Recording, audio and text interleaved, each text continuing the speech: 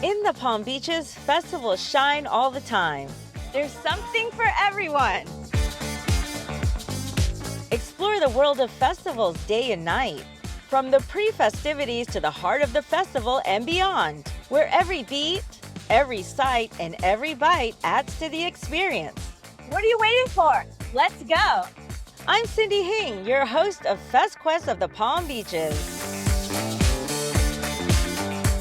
Today we're treasure hunting at the South Florida Fairgrounds for the legendary West Palm Beach Antique Market. This place is packed with vintage furniture, retro collectibles, rare jewelry, and hidden treasures you didn't even know you needed until today. Start your day at Hive Bakery and Cafe for pastries and coffee. And after the market, head over to Clematis Street, hit the waterfront, and show off your vintage finds at dinner like you just starting your own antique treasure hunting show. Get ready to shop, explore, and maybe accidentally buy a 1970s lava lamp.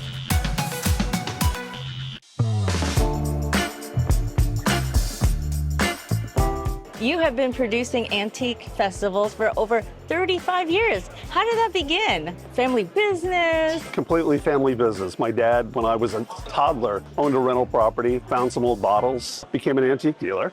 That morphed into many years later. He started a show. Over the years, we've probably produced close to 1,000 different events. A little over 18 months ago, I bought the West Palm Beach Antiques Festival, and it's just sort of taken off. I keep hearing that you made it better. I bought it from a dear friend, but they were retirement age and came in, revamped marketing, attracted new dealers, new customers follow. And it's really almost a new show, even though it's a 35-year-old show with a great pedigree and history.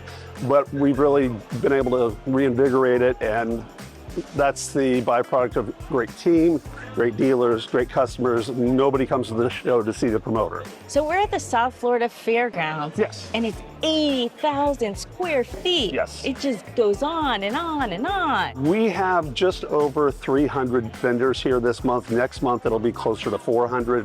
Maybe even 500, depending on last minute bookings. South Florida is such a great concentration of people, disposable income, a great facility, and a love for unique stuff, style, and design. What kind of items can visitors expect to find here? I jokingly say everything from Pyrex to Rolex, and both of those things are true. Great selection of jewelry, decorative arts, furniture, vintage clothing, a little bit of flea market stuff outside. I want something here for the first time as a show attendee to somebody who's a lifelong collector looking for that object that's the best thing in their collection. And this is a monthly event. Yes, first full weekend of every month. There's a couple variations on that, which you can see on our website. So also, you started off the year very strong because you had record numbers of attendance. Yes, yesterday was one of those days where you're just going, where did all these people come from? You know, you hope you have days like that, but every once in a while there's just that outlier day. I mean, my dealers were sort of shell-shocked by the end of the day. Why do you think people come back here year after year? Good stuff. Antiques and vintage are sort of having a renaissance again. And coming and buying something from somebody here, it's an experience. It's not like going to the mall or ordering something off Amazon that has no memory attached to it.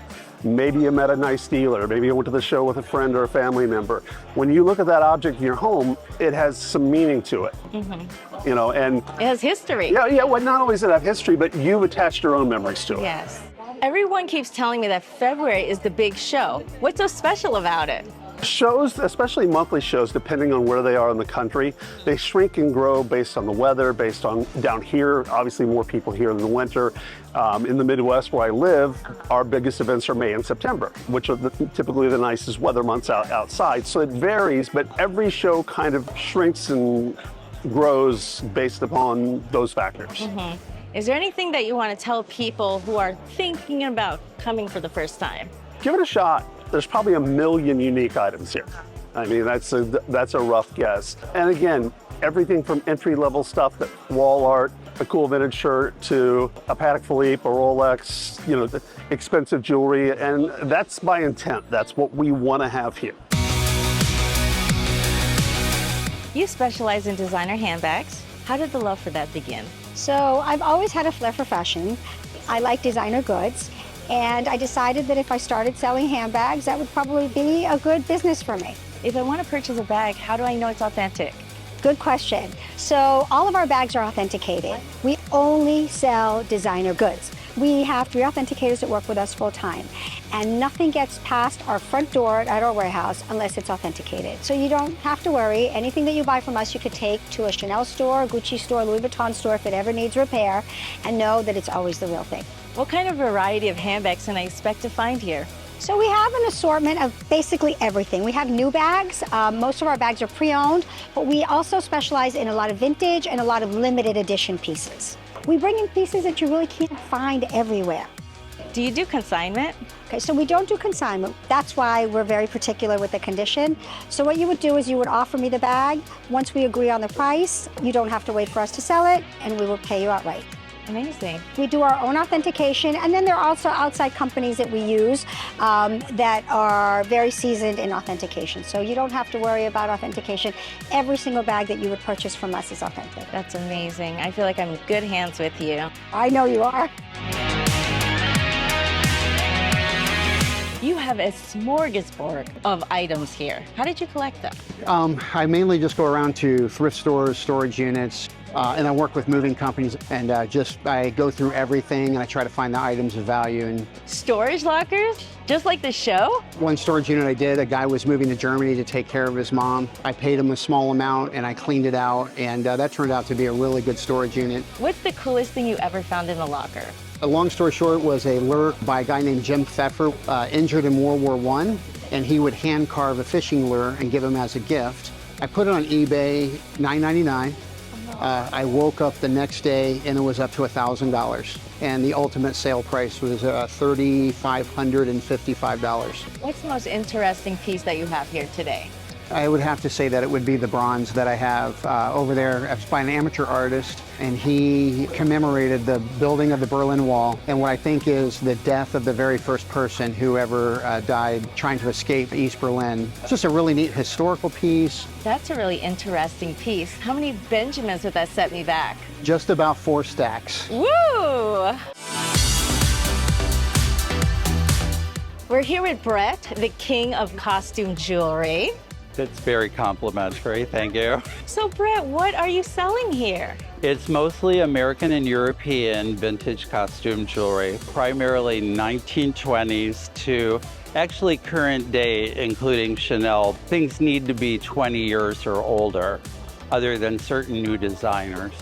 So how long have you been doing this? I have been doing this for, I'm afraid to admit this, 46 years.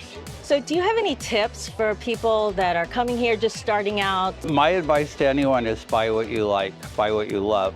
You have a beautiful collection of items here. Thank you. Where Thank you very did you much. source all these? Mostly at this point, I buy from dealers and estates. Heaven only knows, you never really know where it's going to come from. I brought in some items and I was hoping that you could help evaluate them for me. I'd be happy to take a look at them. They're both 1980s Chanel.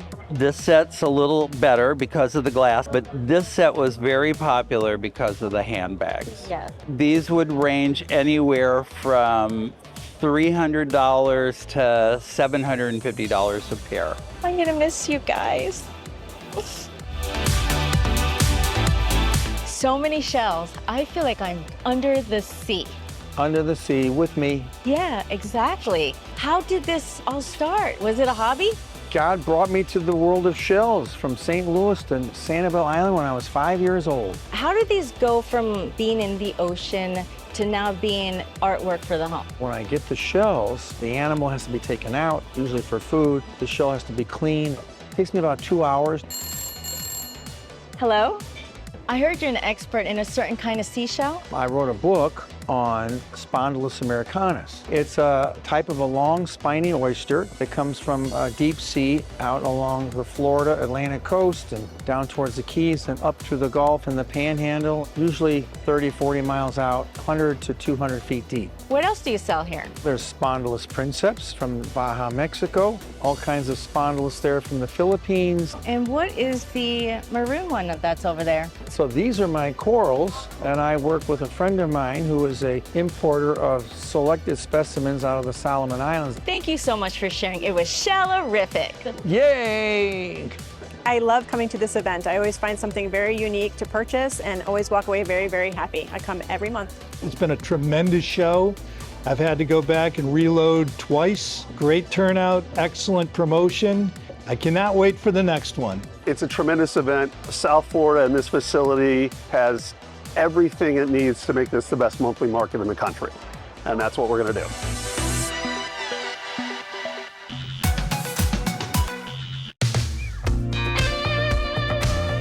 The South Florida Fairgrounds is known for the fair. Yes. But you guys host many events throughout the year.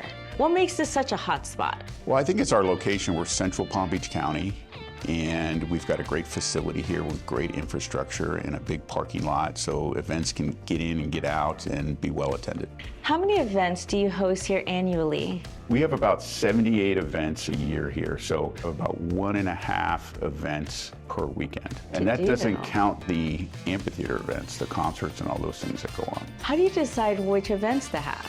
So a lot of the events we have, we look at it as it's a gathering place for the community, whether they come out for an antique show or for an outdoor show or for Fright Nights or Spookyville. We want it to be a place where the community gathers. Are all of the events, or most of them, family friendly? Yes, we have a lot of really fun events. You know, one of my favorites is a Sweet Corn Festival. You know, it's a great event. It supports the farmers, and the corn is grown specifically for that event. The corn you get at that event was in the field that day. I didn't know that. Yeah, as fresh as it can get. Why do you think the fairgrounds is so important to the community? One of the things a lot of people don't realize is that we're here in disaster. When Hurricane Milton, that happened just recently, Florida Power and Light came out here and they use our grounds as a staging area. In addition, our expo hall is also a shelter for special needs. Palm Beach County has their graduations out here for just about every high school in Palm Beach County. And it's great because, you know, everyone can get in and get out, and there's parking available. And there's tons of parking. Yeah, and we've got the big expo halls that are air conditioned, so it's comfortable. Sweet Corn Fiesta? Where's my corn? We're getting hungry, buttery, messy here at the Sweet Corn Fiesta today. This Palm Beach County tradition celebrates local agriculture with fresh sweet corn, live music, rides, family fun, and enough corn on the cob to feed an entire football stadium. Before you head to the fiesta, grab breakfast at Loic Bakery and Cafe and come hungry because this festival is all about flavor. And after the show, head to kitchen for bites and drinks, or stop by the waterfront to walk up about 12 ears of sweet corn. Get ready for one of the tastiest events in the Palm Beaches.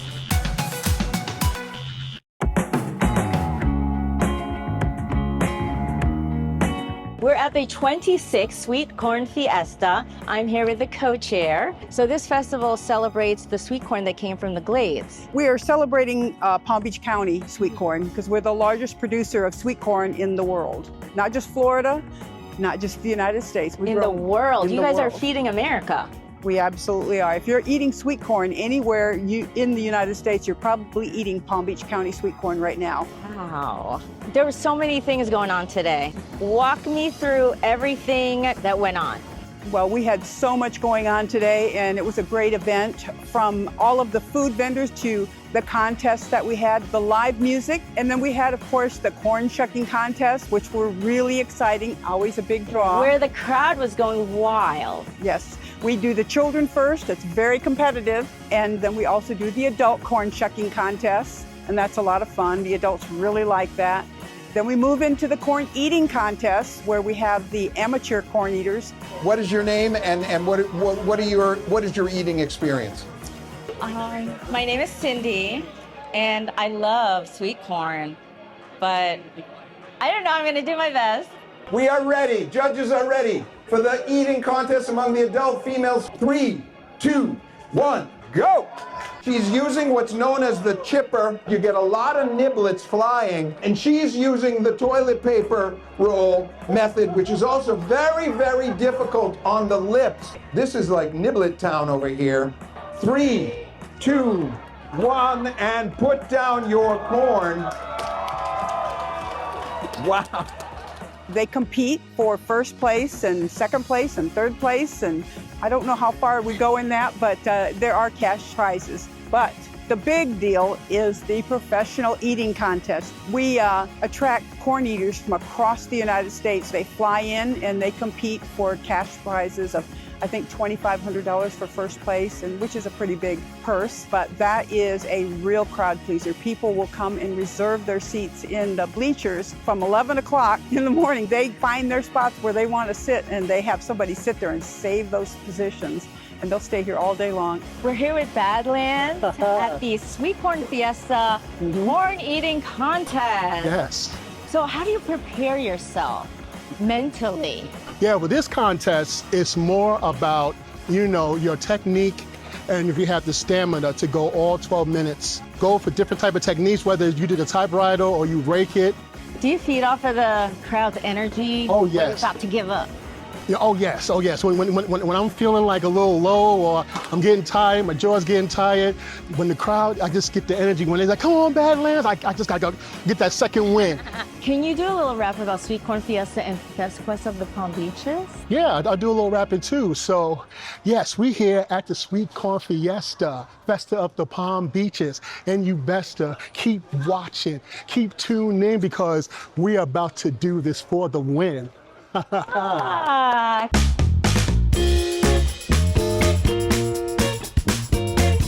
Besides the food and everything, you know, we have the star of the show. We're selling crates of corn and we're selling bags of corn. We have a combo. You can eat for under $10. You can have an ear corn, a hot dog, and a drink. So that's a lot of fun and people really enjoy that. We're a very affordable family event and we try to keep it like that. And our farmers are big sponsors here and we do get support from our county and also the sweet corn growers, their organization, they're big supporters. They're the presenting sponsors of this event.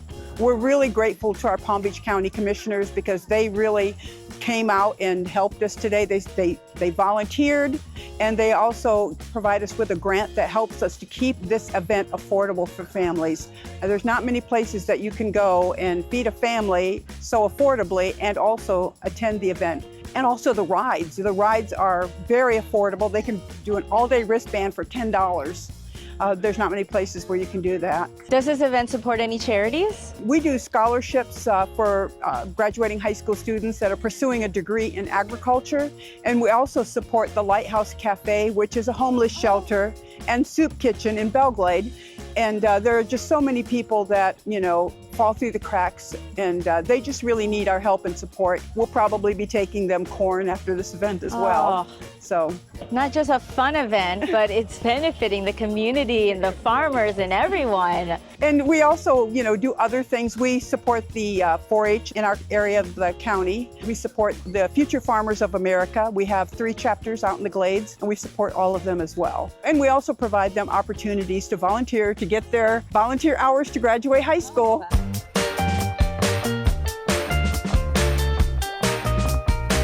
Why should people come to this event? I think what's really attractive about this event is that it is a local event that promotes a crop that we rank #1 in. And I think that most people also don't realize what's grown in Palm Beach County.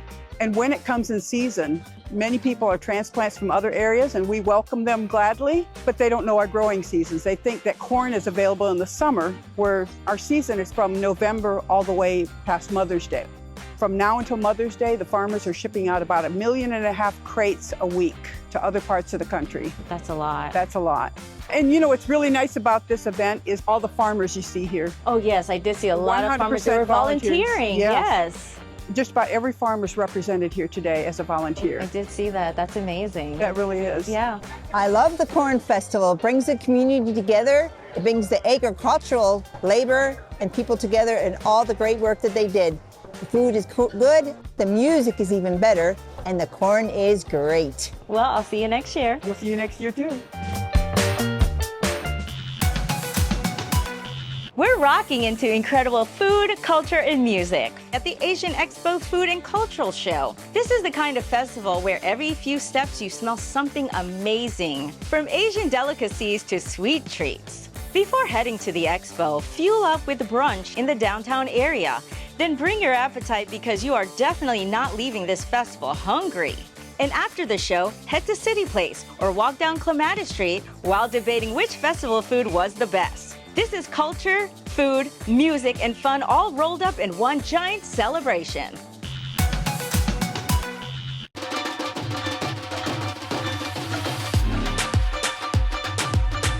Tamana, you're the organizer of this festival. Tell me how long you've been doing this. This is our third year, and I'm the convener, which is I organize the whole program.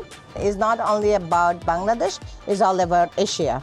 And we have 2 days program, and I'm glad you're here. Me too. I'm so excited. Yes. We have food, we have clothes, we have I can cultural smell program. the food. It smells delicious. And all the fashions everywhere. Yes, Wow. we have a jewelry, we have clothing. So you have 2 days of performances from different Asian groups. And how did you pick the performers? Okay, my daughter, she is the one who does MC, so she has a link with the university, college, high school. So as soon as they see our next year program, we do an advertise on Facebook, social media. They start calling us and they're trying to be involved with us, say, hey, we want to do this and that. And we know all the organizations pretty much, like Asia, Japanese, Chinese, everywhere. So we keep calling them and try to get them in, to connect with Bangladesh Association. I saw the list of performers. It's a lot. Yes, you will see. It's 2 full days. 2 full days. We have at least 70 performers. We bring from India and Bangladesh. We have a singer, we have a dancer, we have an artist, we have musician. So it's unbeatable. That's a lot of variety. Well, yeah. I don't think I'm going to get bored tonight. You won't get it. No. I can smell the food. How many food vendors do you have here? Don't mention. 30 to 35 food vendors. So this is called patties. Stuffed inside is chicken or beef, either one, and with the bread. So it's this a is traditional Bangladeshi Bangladesh food, okay? food. This is called fuchka. This is also made by bread, like dough, and then they make with the chickpeas. So this you dip it in there, you make it whole, and then this thing goes in there. You use turmeric, okay, and then it's a mouthful. So good. Also, these 2 things is called samosa, dal puri, and this is samosa, and that's pakora, like a piaju. Yes. Called. So this is all our Bangladeshi traditional food. Looks so good. Wow. Okay. Clothing, we have 70. So it's a jewelry, clothing, we have all kind of stuff in there. Are the vendors local?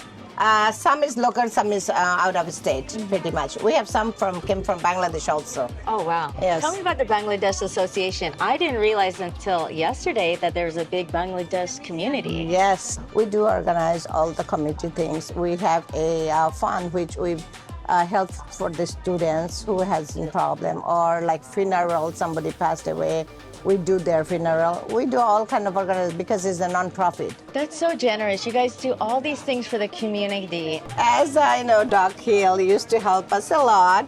He's still with us. He's in my heart. He's still in your heart. He's still in my heart. And his granddaughter, Jennifer, is very sweet. She's been always helping me, supporting us. I used to live in Belgium, so I known them so long. So it's not like first time. He's been with us from the beginning. This So has been going on for 30 years. 30 years. Why do you think that it's been going on so strong?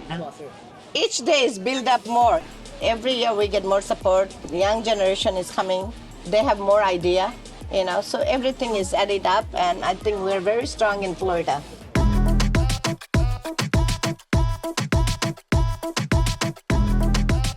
We're here with Tamina from Mina Fashions, and I have one of your designs here.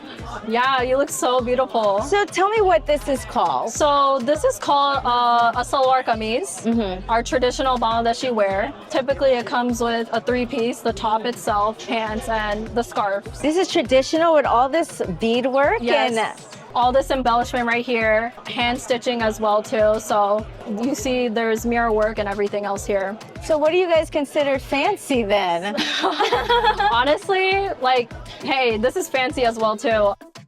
The fashions of Bangladesh, we typically wear a sari, and our traditional sari is a Jamdani sari. That's what represents Bangladesh. Typically, a Jamdani sari contains a lot of intricate handwork and lots of stitching too as well. How long does it take to create something like this? So it typically takes around 3 to 6 months actually. Can people customize the saris? Yes, if you want gold embellishment, hand-painted work, lots of embroidery too as well.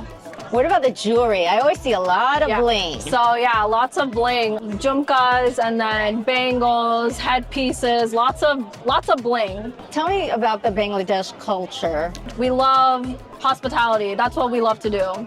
We want you to come learn about our culture. We want to show you around. So that's what I love about my culture. And what do you like about festivals like this that's bringing together the whole community? What I love about these festivals is where I get to see my family and friends. It just brings us close together.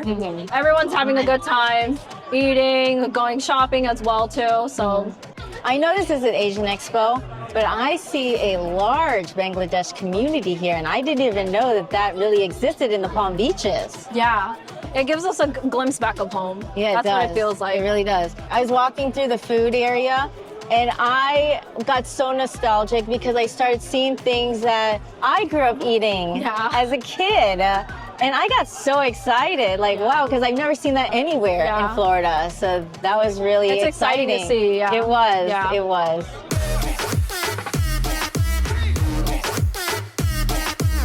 I've been coming to this festival for ever since I was 5 years old. My family comes here all the time. Every year we come here. And what I really love about this festival is the variety of cultures, the food, of course, the dresses, everything. Just dressing up, getting ready for it, and to Asian Food Fair. That's where everyone connects on a deeper level. You get to see these amazing performances, and in general, it just feels like you're at home, back in Bangladesh, India, everywhere in Asia. So. Yeah, that's what I love about Asian Food Fair. Yes, this is my first year at the Asian Food Expo, and honestly, I could say it's been a wonderful experience. I love the blend of community and culture, and just how nice everyone has been. The food has been incredible, and honestly, what's been even better is just spending it with my friends. They've been giving me recommendations, and they've just been driving me the right way to try the best food that I can experience at the festival. I would rate this experience a 10 out of 10, to be honest.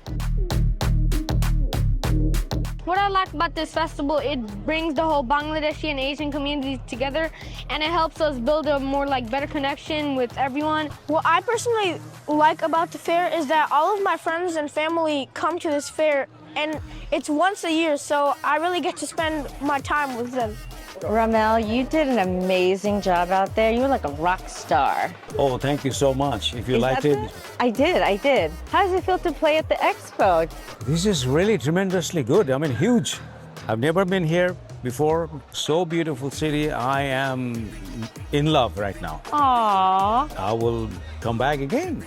Assalamu alaikum. Wa alaikum assalam.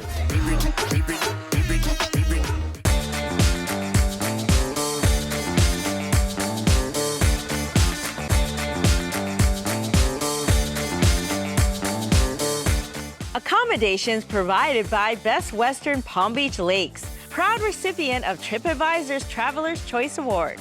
Best Quest of the Palm Beaches is sponsored by Discover the Palm Beaches TV.